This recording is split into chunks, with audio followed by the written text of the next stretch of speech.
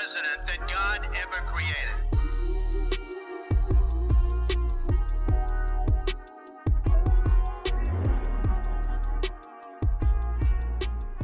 Bravo, Monsieur Biden, et good luck, Mr. President.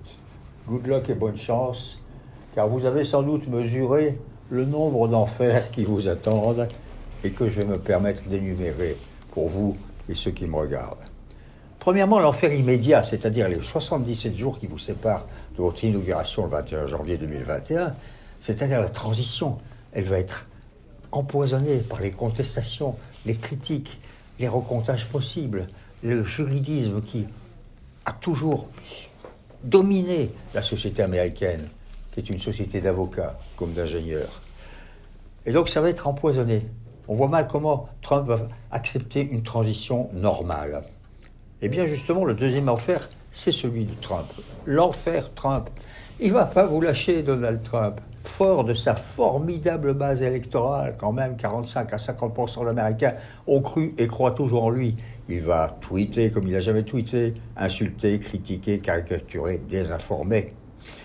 Même si les républicains modérés commencent à se demander comment se débarrasser de ce poison, il demeurera, il sera là, d'autant plus qu'il projette de créer une chaîne de télévision, TT, Trump Television.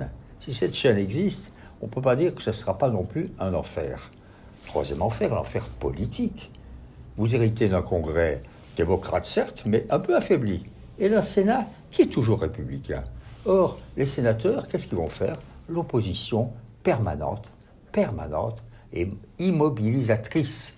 Ils refuseront d'aller vers vos réformes, vos décrets, vos initiatives, les transformations des budgets, les gestes importants que vous avez promis. Ils refuseront tout, vous serez ligotés par les Lilliputiens de tous ordres et de toute engeance, car, quatrième enfer, les Lilliputiens de votre propre parti.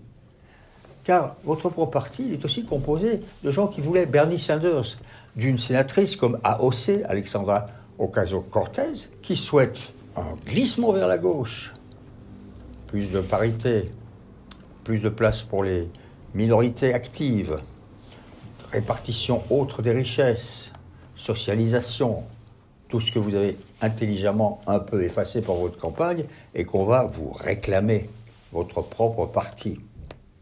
Vous voici donc face à un nombre considérable d'enfers, considérable, mais c'est comme ça. Ça s'est toujours passé comme ça, pour tout président, quel qu'il soit. Et puis, en vous souhaitant encore une fois good luck, et en vous félicitant, comme beaucoup de gens qui vous félicitent, je vous rappelle la fameuse phrase dans la pièce de Molière, « Tu l'as voulu, Georges Dandin, tu l'as voulu. » Good luck, Mr. Biden.